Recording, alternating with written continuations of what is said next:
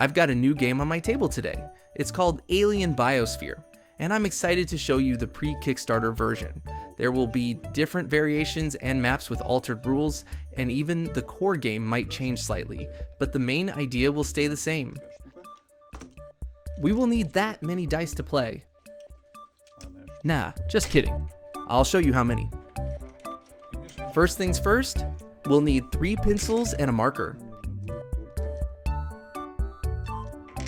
3 dice for terraforming, 4 dice for abilities, and 1 for cataclysms. Let me just put these away. Now we're all set up.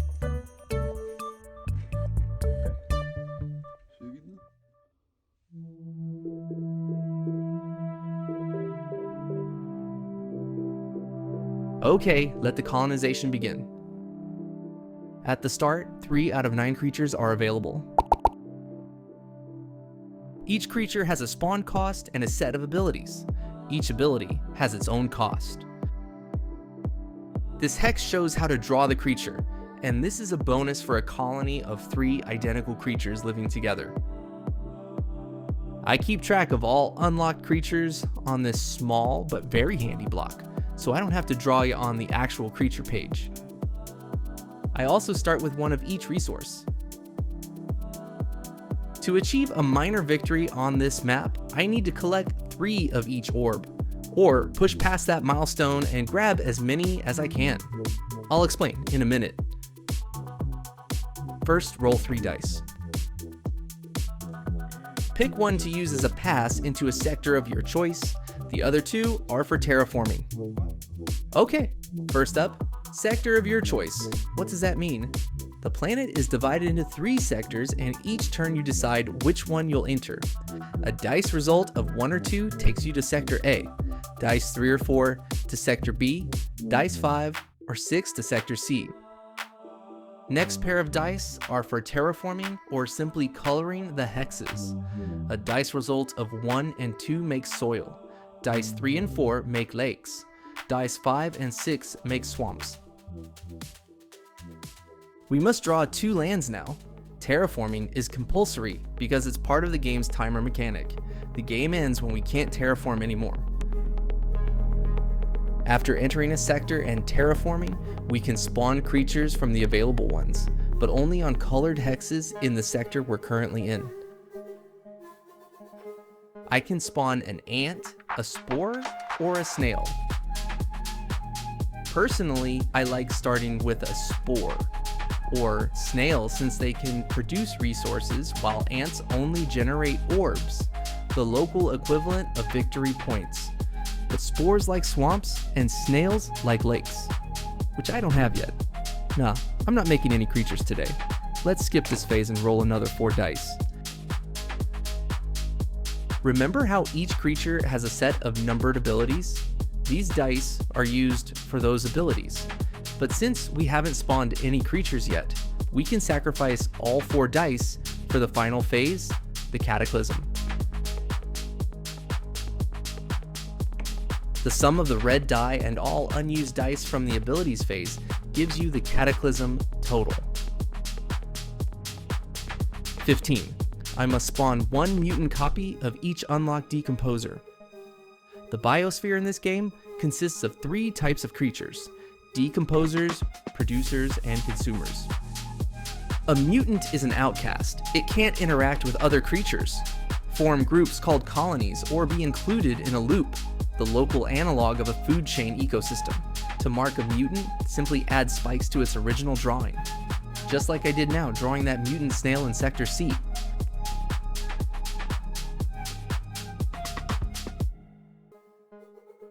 Next turn, 1, 2, and 6. I pick the 6 to enter Sector C again and use the other 2 dice to draw more land. I mark a group of 3 adjacent land hexes to score a terraforming bonus of 1 nutrient. The same applies to lakes and swamps, except they grant water or gas instead of nutrients.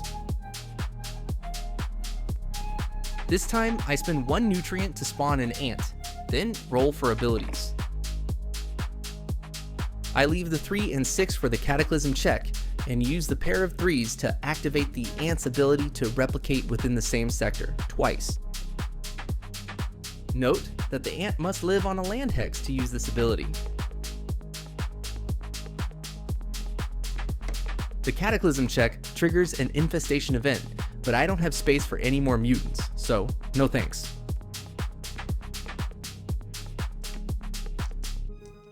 Next turn, I go to the same sector again with a goal: to spawn one more ant and form a colony, a group of 3 adjacent ants. This will unlock a new life form, the crab. I spend 1 nutrient to draw an ant. Then I outline the entire colony. This grants me a bonus of 1 nutrient, which triggers each time I build a colony of consumers. The same applies to groups of producers and decomposers, except they grant water or gas instead of nutrients.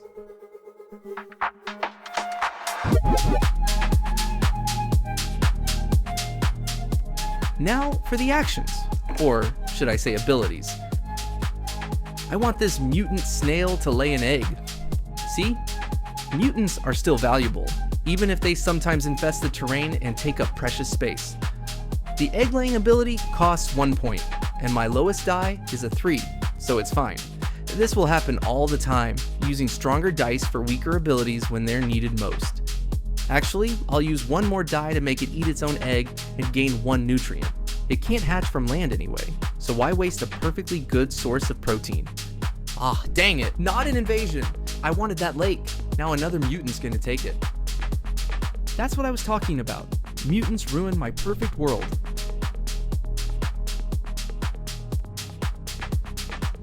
Okay, next turn. I don't usually recommend spamming the same sector this many times in a row, but this is the perfect opportunity to complete a cluster of 3 lakes and score a bonus water.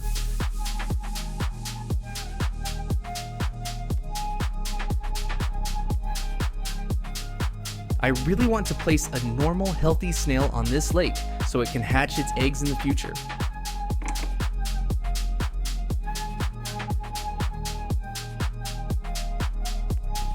Abilities. Let's say 2 and 3. More nutrients through egg laying, please.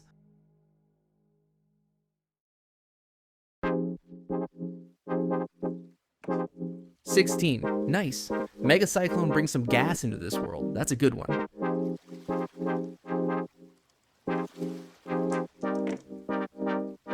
Next turn, 6, 4, 1. Which sector should I choose? I know I wanted to choose a new one, but I just realized I can actually score a tier 1 victory orb right here. Let me show you how. First, a patch of land in the right place, and a lake somewhere on the other side.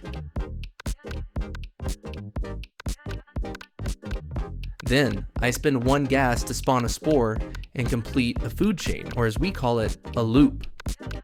3 organisms from the same column in the creature's list, placed adjacent to each other, form a loop. And just like that, I get my first tier 1 orb, as well as a water bonus.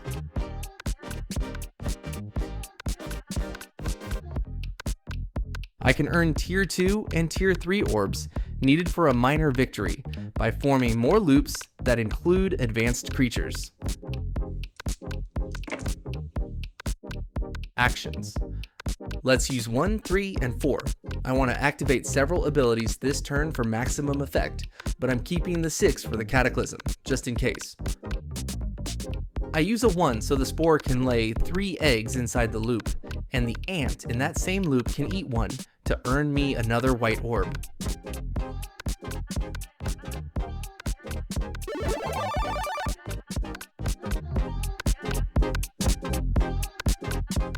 I use 3 so this snail can lay an egg. I might have that ant eat it next time for a bonus orb. Maybe. This has to be a joke, right? Right after I lay a ton of eggs, I lose them all. What are the chances? Anyway, let's move on.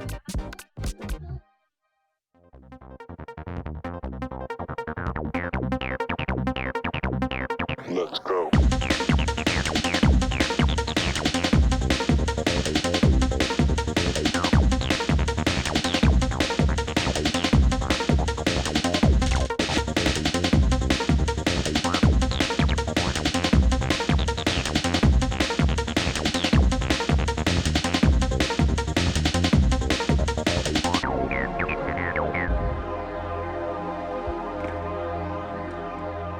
While you were dancing, I managed to build a gas-producing colony of spores and multiple water-producing mushrooms in each sector.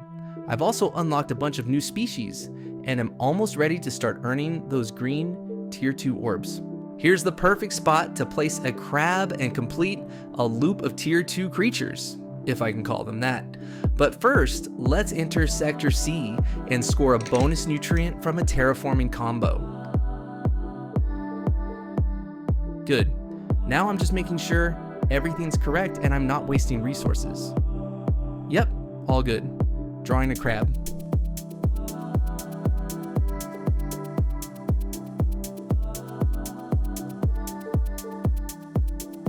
The loop is complete, and I score a bonus gas and a green orb.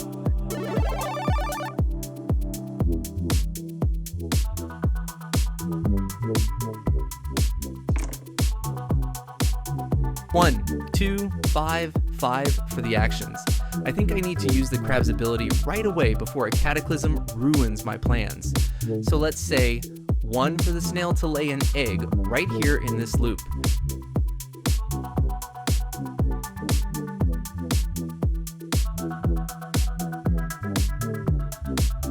And the crab lays an egg on that mushroom from its group, twice.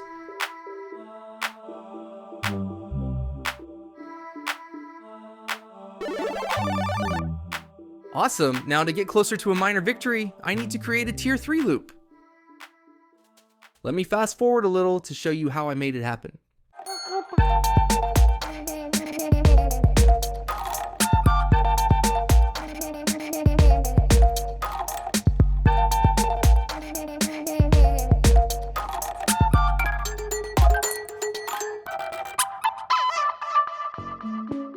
All life forms are unlocked, and now I need to form a food chain loop with an octogut, a sun petal, and a claw hand. I've almost got the group ready here in Sector A, only the sun petal is missing.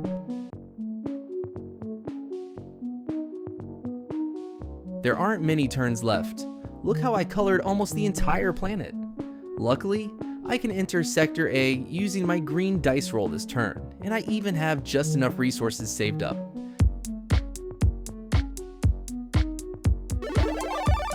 Awesome! Tier 3 food chain complete. My first well-deserved purple orb acquired. Now, I'm wondering if I can use any abilities to score at least 2 more this turn. Oh, that's a great roll. Even though there's a 1, I still have 3 other dice strong enough to use the claw hand's ability to terraform the surrounding hexes, and I've picked the terrain types perfectly to score 3 extra resources from terrain combos. Best turn.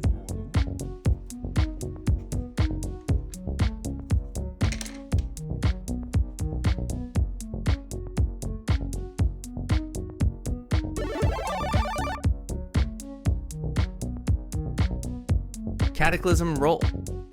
Oof, one of the worst. 4 non-mutant creatures in this sector must be destroyed. I can definitely afford to sacrifice a few at this point. Bad, but not critical.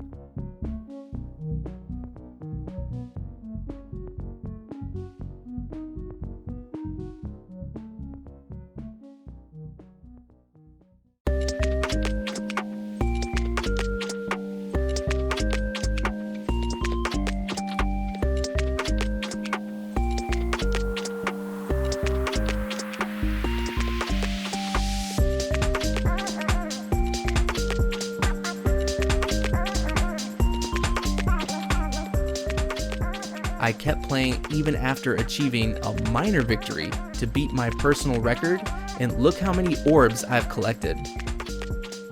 With no free space left, I can't make any more purple orbs, but I'm still hoping to produce green ones, as long as I have enough resources. One last loop and one last actions roll.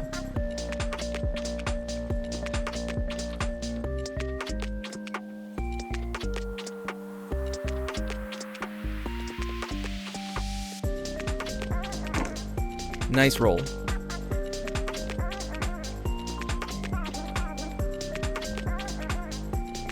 That wasn't too hard. My crab lays 3 eggs and I score my final 3 orbs on this planet. I ran out of free space after about an hour of play and ended up with a ton of orbs and a colonized planet. I'm happy with the result. If you want to try this one yourself, back it now on Kickstarter.